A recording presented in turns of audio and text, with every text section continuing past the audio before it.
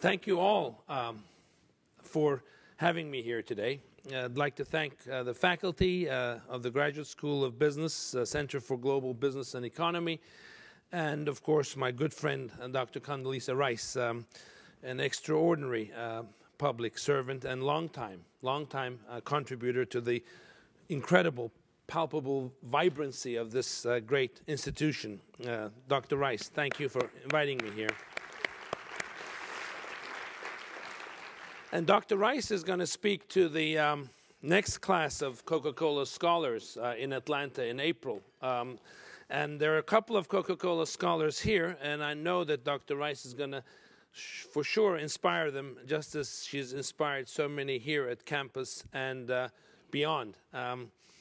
This year's Coca-Cola Scholars class, class of 150 students from 50 states all across the United States, will attend some of the best universities across the country. And in fact, we do have several Coca-Cola scholars here. Please recognize them. Would you stand up? Coca-Cola scholars.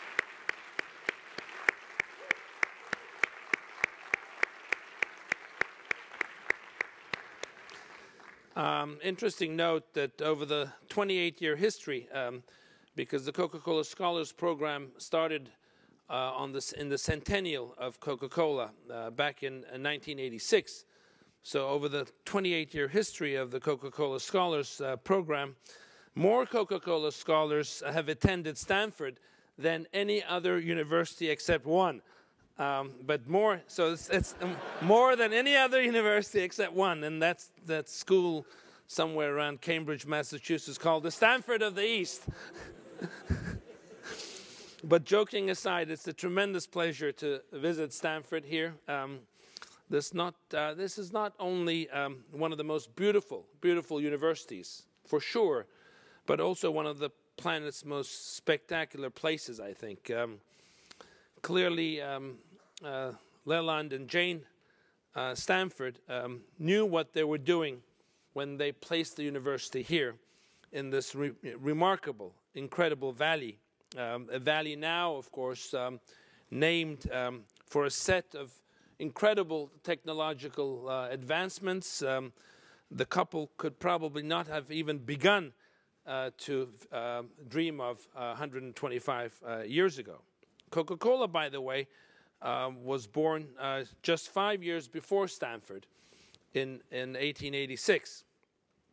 And it would be at least another decade, or a little more than a decade, before Coca-Cola began refreshing students and other residents of the Golden State, which means that the first generation of Stanford scholars, the first ones, were at actually a real disadvantage to those who followed, at least in terms of being able to stay refreshed and also stay alert with Coca-Cola.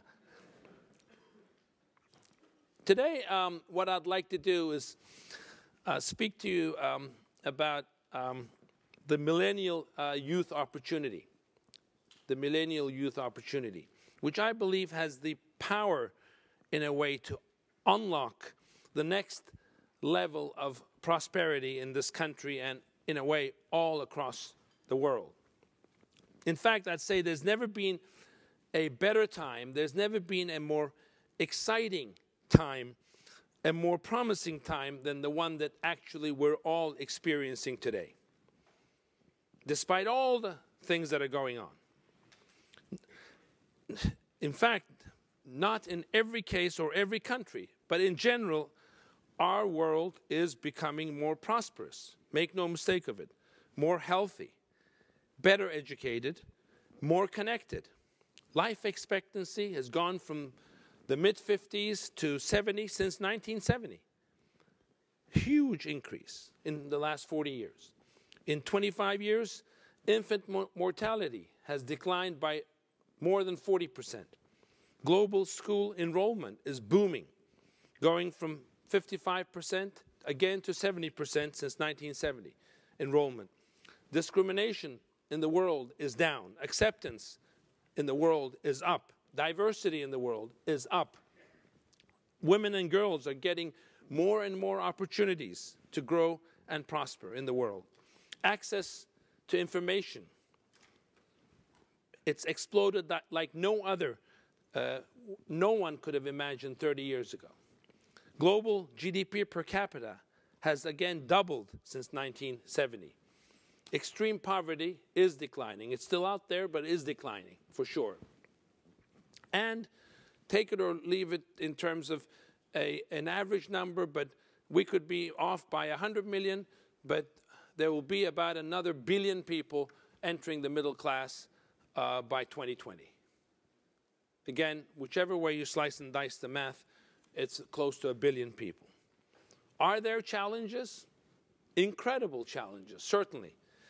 New prosperity in the world that we just talked about is putting strains on all kinds of resources, water resources, other natural resources, new technology, every day, advent of technology, putting new strains on work as we know it, the creation of new work as we know it.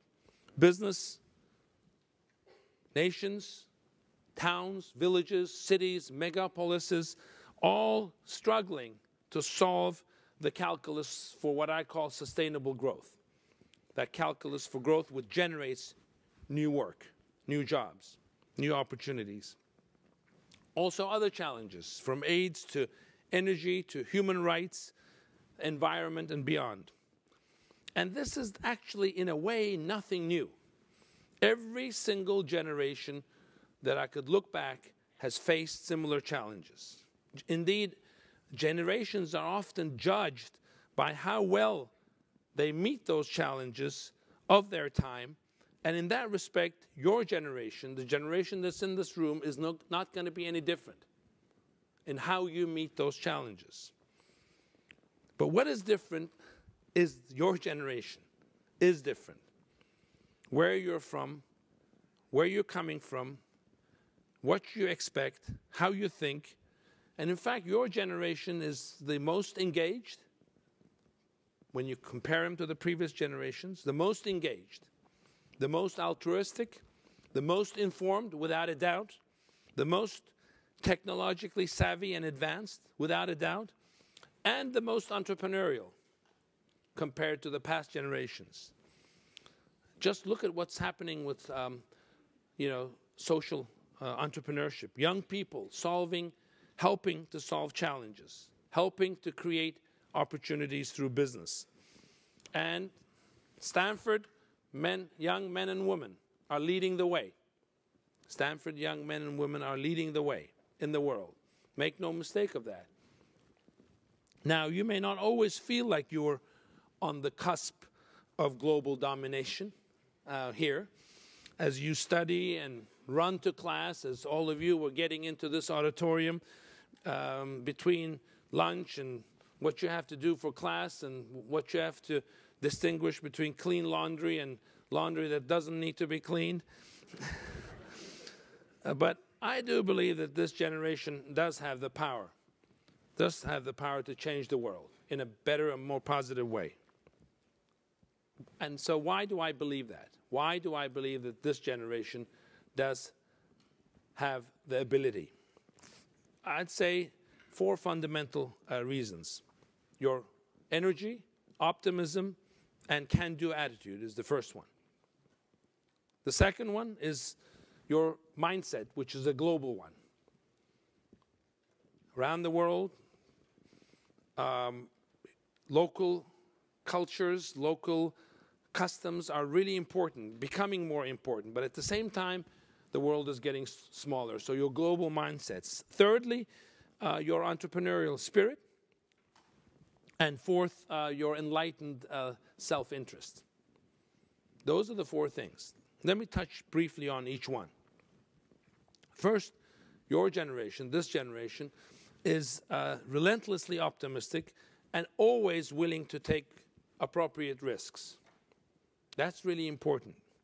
You believe, I essentially believe that you believe that the world can be a better place. There's that belief that you exude, that you have a place also, all of you have a place, important place in helping to make it better, that you contribute towards that. And that companies and organizations, institutions, small businesses, medium businesses, large businesses, civil society organizations that you're all associated with can and must do the same. That's what you believe, essentially. And belief is, I think, the starting point, of course, of achievement. Second, you are the first truly global generation. While, as I said, local cultures, national, still matter, your generation is growing up in a way in a global nursery. That's what I would term it as. A global kindergarten of shared experiences. And that means that you have as much in common with other students in Johannesburg or Beijing or Rio or Santiago or anywhere else in the world. So that's really an important. And in time, I think that shared experience could make a big difference, could make a huge difference in the way that your generation views challenges and opportunities. That shared experience. And that shared experience used to be more true, generally speaking, 10 years, 15 years ago, between developed nations, universities, and developed nations, universities. Today, all that is gone. It's all universities in all kinds of countries, across all income groups of countries. Emerging, medium income, developed, Europe, America, India, Indonesia, everywhere around the world. The commonality exists.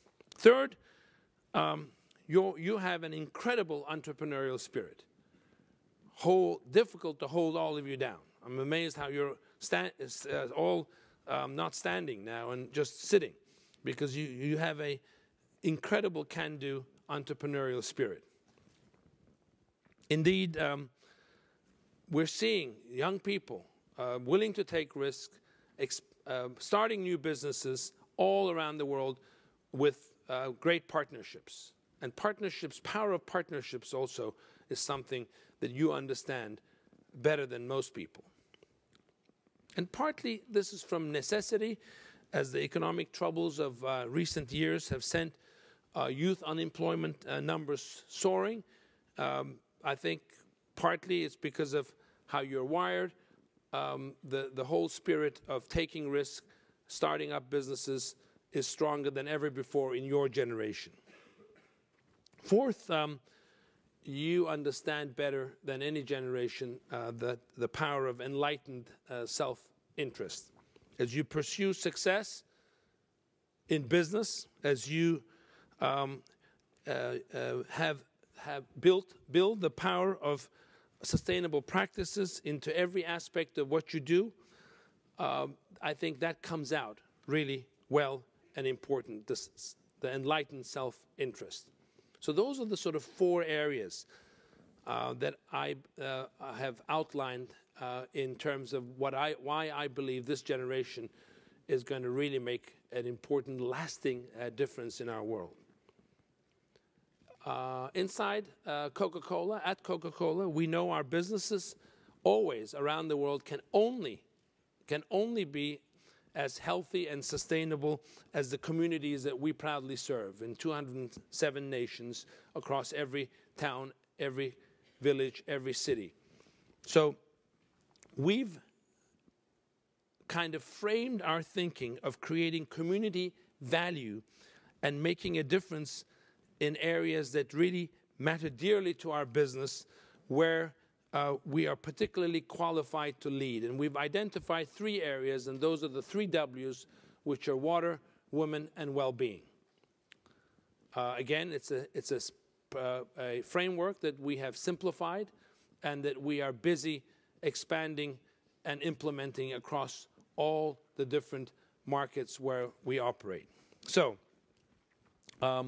with our different partners around the world, bottling partners, we are working to achieve water neutrality by 2020. We're the first large global business that have set a mark in the world to say, by 2020, we will give back every liter of water that we take from the world to make our products, and not only the content of our products, but what it takes to make them. We generally currently use about 320 billion liters of water per year. By 2020, that'll go past 500 billion liters. We will give back every single liter. How? And that's the first time a global system has made such a commitment, public commitment. It is being currently and will be all the way to 2020 audited externally. How do we do that? We will do that through recycling. We will do that, so we recycle the water before we give back to the municipalities where our 1,004 factories operate. We will reduce through technology the amount of water that we use in making our beverages. Those two are not enough. We will create water harvesting and replenishing projects like the ones that Dr. Rice mentioned in South Africa and many other parts of the world. And so that is our program around water. And then we also, together in partnership with the World Wildlife Fund, we help renovate many riverbeds around the world, as well as create many other water harvesting projects in India, Indonesia, other water-stressed areas in the world to make up for, again, the deficit in the two first activities, which is reduction and recycling. Secondly, empowering women. We have created the largest commercial women empowerment program in the world called 5x20, which is creating economic empowerment for 5 million women outside of the four walls of the Coca-Cola company. Why do we believe this is important? Because everywhere we operate, women, when they're economically empowered, they help make their communities more sustainable. Women, when they have economic empowerment, spend the money that they have on education, on their children, and on their community. And so we have set up this program called 5x20, again, in partnership with the IFC, in partnership with the Bill and Melinda Gates Foundation, and we are busy on track to deliver 5 million by 2020, which is the biggest program, as I said, ever set up by any commercial institution. We're not doing this alone. Neither are we doing the water projects alone, because we know that in order to deal with some of the big societal challenges of the world today, you have to create the golden triangle. You have to bring business, government, and civil society. And government doesn't mean national governments. Government means local governments, particularly important village governments, city governments, town governments. Though mayors of towns are a really important factor in partnering, creating these golden triangle partnerships. And then also, finally, well-being, to launch active, healthy lifestyle programs in every market where we operate around the world. Programs that actually make it more fun for people to spend calories as much as to also intake calories. And we know, as all of you know, it's much more fun to actually consume calories, to take in calories, than to actually spend calories. And so we all have a role, again, in the golden triangle, to play a role to create active, healthy, well-being atmosphere and environment for our consumers. So, in mentioning this journey of sustainability, I know here I'm preaching to the choir with this audience, and because as much as this audience understands sustainability, your understanding here at Stanford, I think, is much more acute than even the rest of this generation. So I think think therefore for a moment about the other three qualities that I've mentioned about this generation, your generation: optimistic, global, entrepreneurial. So from that vantage point, you'd be hard-pressed not to be more optimistic. You're more global, you're more globally minded than your peers. And indeed, in this class here, I'm told there's about 67 nations represented, pretty much similar to what my headquarters would look like in Atlanta, about the same number of nations represented. And again, at Stanford's, in your study abroad program last year.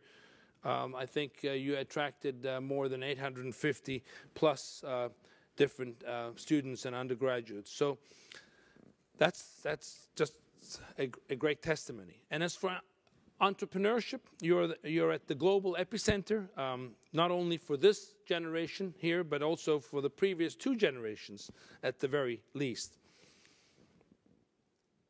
So what does this new millennial age mean for a global business and a brand like Coca-Cola? Let me just spend a few minutes talking about that.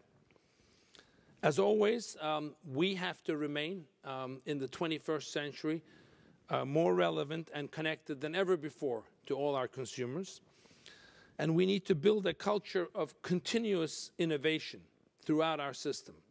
Not innovation only in products, not innovation only in packaging, not innovation only in ingredients, in machinery, but also in our thinking. How to think innovatively about how we do business, how we look at our supply chain, how we actually create content as we communicate with our consumers. And so, and the important sort of pillars of that are related to sustainability, which we talked about, authenticity, as well as transparency. And as a result, we're constantly innovating in key areas. We're innovating in products. We're innovating in equipment. We're innovating in packaging. This is the first time, this bottle would be the first time, this plant bottle in the history of beverages which partially is made from waste, sugarcane, molasses, for the first time, instead of being 100% made from fossil fuel, which is the tradition. And again, our way of thinking about innovation is always that the best ideas are outside of the Coca-Cola company and Coca-Cola system, not inside. And again, in the brunch that we had earlier, there was a question about how we thought about innovation, and I said the way we think about innovation is we create little hubs of innovation outside of the Coca-Cola company around the world. We have them in Asia, in China, we have them in Indonesia, we have them in India, we have them in Israel, we have them in Mexico, in the United States, where ideas can flourish, where we partner with universities, partner in technoparks, partner in these sort of hubs, little hubs, incubation centers we call them, and let ideas flourish. And when they become big enough, we'll bring them in. And this idea came from, again, one of those incubation projects in India, outside of our 4 walls. And also for us, continuous innovation means rolling out more than 500, think about this, 500 new beverage products every year. And it means, of course, that not every one of those are going to succeed. But where there's no risk, there's no reward. You just have to keep innovating and keep making sure that you stay ahead of consumer tastes. We have developed new machinery for dispensing products in food service accounts and restaurants and small cafes called Freestyle. Traditionally, those dispensers used to dispense 6 products of 6 different beverage brands. Now they can dispense over 100. It's called Freestyle, and you may have come across them around campus. The closest one to where there is one of those Freestyle machines is called Pizza My Heart, which is on University Avenue. You may have come across it there. But again, all of this means being creative about who we partner with and to what end. It's all about the power of partnerships. We're working with Tanzania's Medical Stores Department and the Global Fund to improve prescription drugs distribution. We have lent our supply chain in Africa to help make the prescription drugs available at more points than before. The increase was 76% increase in availability. That helps save lives, because we have partnered with Tanzania's medical stores department to help them figure out how to get their prescription drugs to more places in Tanzania. We partner with Dean Kamen, who was one of the foremost inventors in the United States, who invented the home dialysis machine and also the Segway little scooter. We partner with IBM and UPS and Qualcomm to generate these clean, sterile water kiosks, the eco centers that Dr. Rice mentioned that we saw being put into place in South Africa in August of this year. And continuous innovation also means evolving with and how we connect with our consumers. The future of if you assume that we are a brand business, that we are only as good as the health of our brands, and we will be in the future only as good as the health of our brands, then the future of how we communicate with consumers is going to be how successful we are in co-creating content with partners. Not buying content, but co-creating content with partners. That's really, in a way, how we see the future and how we want to innovate the future. And so today, marketing, the way we think about marketing is it's much more about positive consumer expressions as opposed to positive consumer impressions. And that's how marketing is evolving in the world. It used to be create good content, put it on air, have a good distribution system, the content creates positive impressions, and your products get sold. Today, it's all about more positive expressions to be created between consumers, that they talk about positively about your brands and what they stand for. And the character of those brands are becoming much more important than the character, than actually the positive impressions that we were all about creating in the past. So for the future, however, again, the important thing is how this challenge is going to be broadened to ensure that it matches the expectations of this generation. How is it going to involve more of this millennial cohort consumer base, engaging the unengaged? How do we engage the unengaged? How do we keep the engaged continuing to be engaged? How do we connect the unconnected, and ultimately employing the unemployed? I think those are the three most important things. How do we keep the unengaged engaged, bring the unengaged into a role of engagement? How do we connect the unconnected, and how do we employ the unemployed? Because right now, one of the biggest challenges we all face, you face, we face, and my parents' generation, whichever ones they're alive, face, is youth unemployment. In Europe, that number is 25% on average. Southern Europe, 40%, for sure, not less, from Greece to Spain. Middle East and Africa, 28%. And 80 million youth unemployed in the world today. And research shows that for every 1%, we bring that 25% global number for youth unemployment down. It adds essentially $72 billion to the world GDP for every 1%. So it goes from 25 to 24. That day, we've added $72 billion to the world GDP. And that's really a linear way of thinking about it. The way you have to really think about it is, what about the social fabric? How does that stay in place? How does social peace in the world stay in place with 25%, a global number, 24% in Europe, and with 28, 29% in Middle East and North Africa. So last week we had the Davos meeting in Zurich, in Switzerland, 2 hours away from Zurich.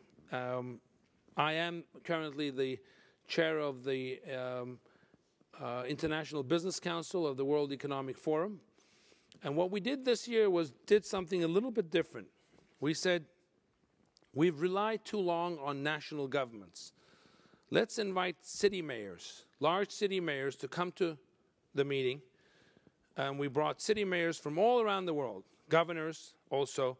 So we brought big state governors from India, mayors from Jakarta, from Buenos Aires, from Rome, from different parts of the world, Istanbul, from London, all around the world. We brought these mayors, brought them together with CEOs and civil society organizations like the OECD, head of the OECD, ILO, the International Labor Organization, and so forth. And we said, what do we all have to do to commit on a multi-year basis to reduce youth unemployment in the world? Partnering, again, in that golden triangle, business, government, and civil society. And we came up with 9 different work streams, and we're going to implement this. And next year when we get there, we're not going to start from a white page again and start talking again, but look at what worked, what didn't work, why didn't it happen, if it did happen, how many people were employed, what are the best practices, how do we replicate them around the world. And so this is another test to see if this works. I believe that it'll work a lot better than what we've done before, which is essentially always just talk with at a very high level with government leaders, and nothing actually in the end happened. So we have to do something about this global youth unemployment.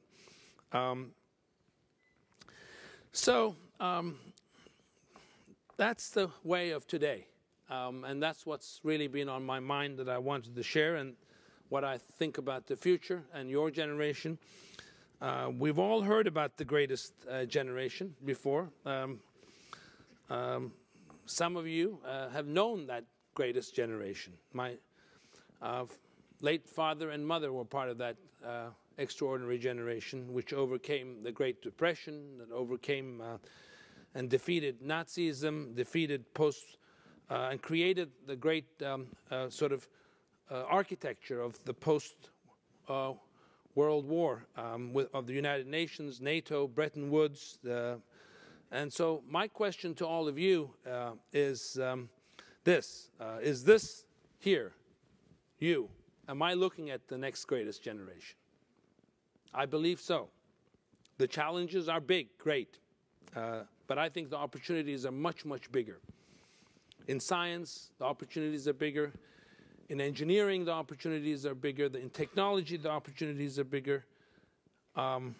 In medicine, medical, entrepreneurship, information, in connecting with others, making it a small little kindergarten, the world. The opportunities are much greater. So I am very, very optimistic about this next great generation. I know each of you, everyone that's here, will play an incredible role, as your predecessors from this class have played an incredible role. Because I think that as each individual here, as each entrepreneur here, present and future entrepreneur here, and each professional here, business professional here, I know each of you can be a really powerful force for good, really important, powerful force for good. A good in such a way that you can play a small role, an important role in transferring a better planet to the next generation. That is so important for all of us, that if we cannot spend time and effort and money and hopefully create a living in helping doing that the next generation can also eat fresh fish, that they don't have to be confined to eating only farm fish, that the next generation can also roam around the world with clean air and roam and see all the animals that we can see today, and that we can all play a small role in helping create that, then I know that this is, for sure, the next greatest generation. Thank you for listening to me. Thank you. Thank you. Well, we'll take a couple of questions. I know they're trying to get me out of here because I have to be in another city in another meeting, but I can't go without asking a few questions. So who wants to go first? It's more important to make sure that we do it right here. If you can just tell us your name. Yeah, go ahead. Go ahead. Yeah. Hi, my name is Kiana Sharifi. I'm an MBA 2 here. And you talked about engaging the engaged and connecting the unconnected and employing the unemployed. And as entrepreneurs here, I want to hear from you if there is a business solution, a sustainable, large-scale business solution, the size of Coca-Cola or Google. What does that look like from your perspective? I don't think there's one single solution, but just take this 5 by 20 initiative.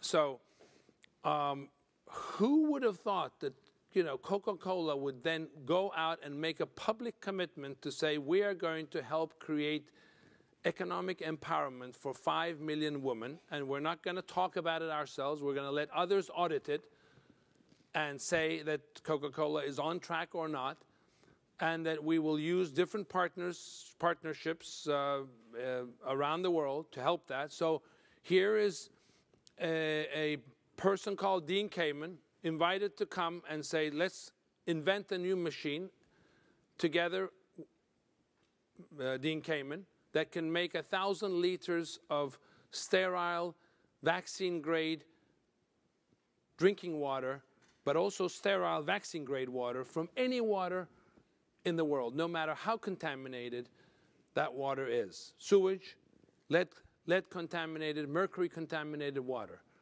So that machine is then invented.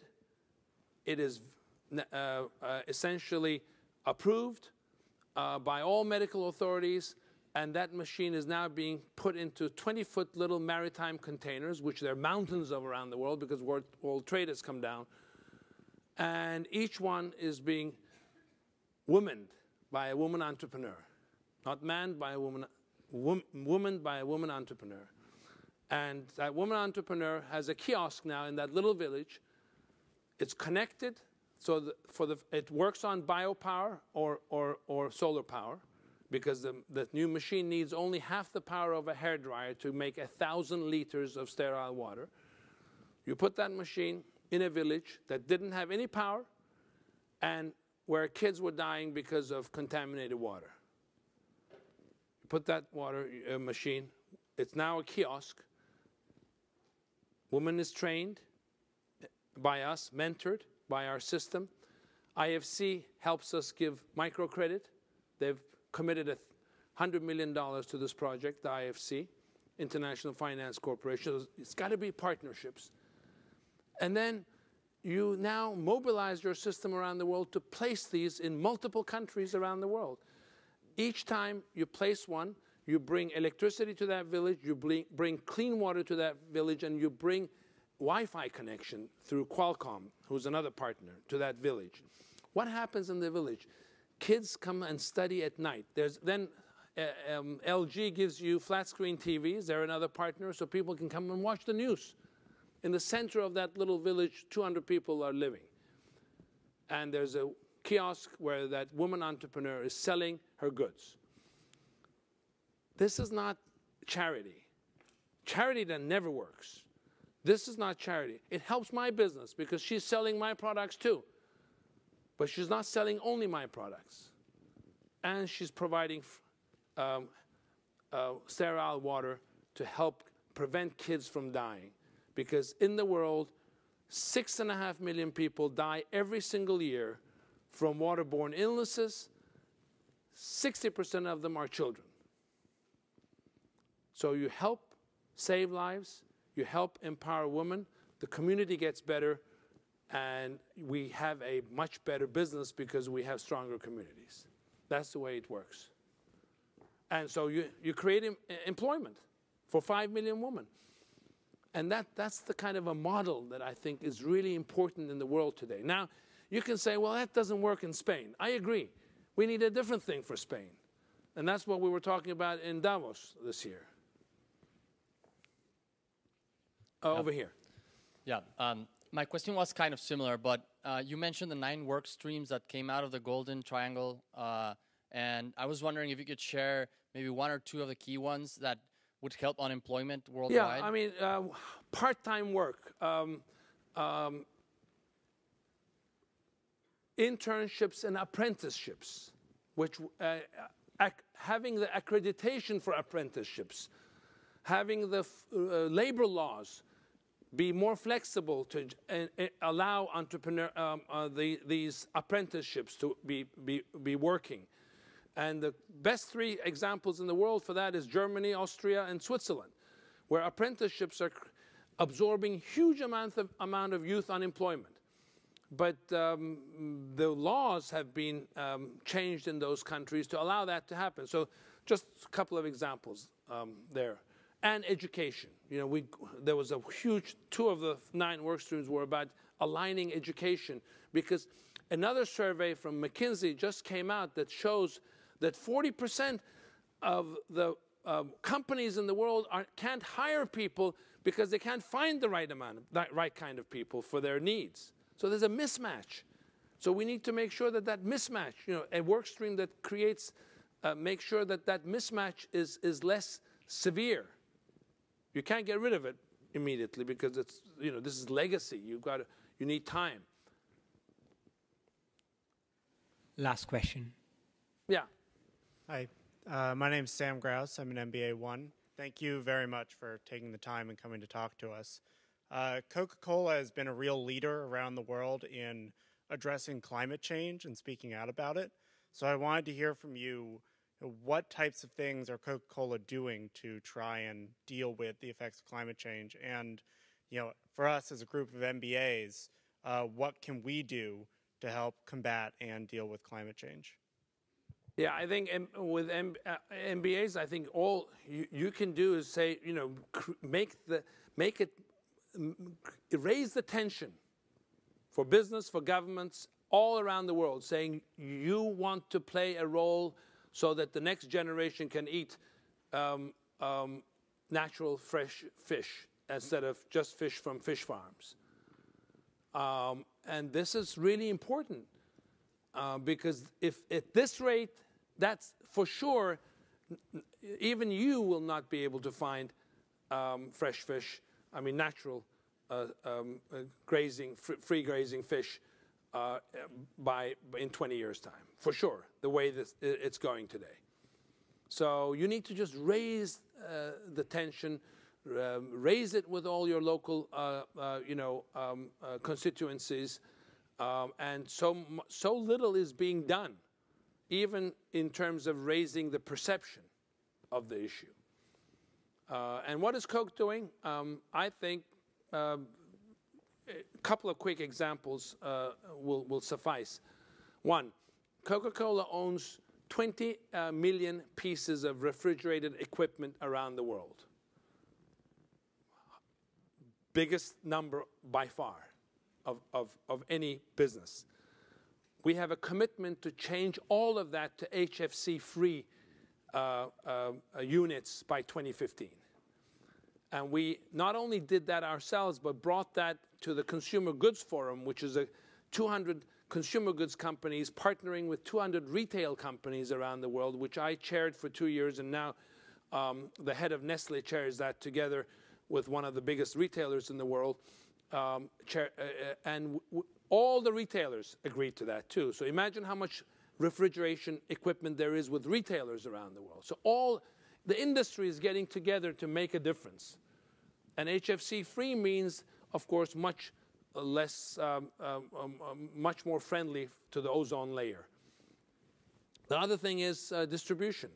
You know, Coca-Cola has more vehicles than UPS and FedEx put together in the world. and visits 20 million retailers every week. We have the largest hybrid fleet in the world by a big margin, and we need to, you know, we have a commitment to ensure that all our total fleet by 2017 is hybrid.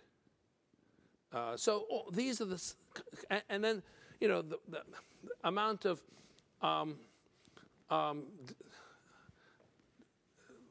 oil that this saves, when you add it up, when we can get the whole world to this package, which we're busy working at, is going to be millions and millions of barrels. And that's, again, these are all initiatives that we can lead the way with so others can follow. Thank you very much for your time and attention. Thank you.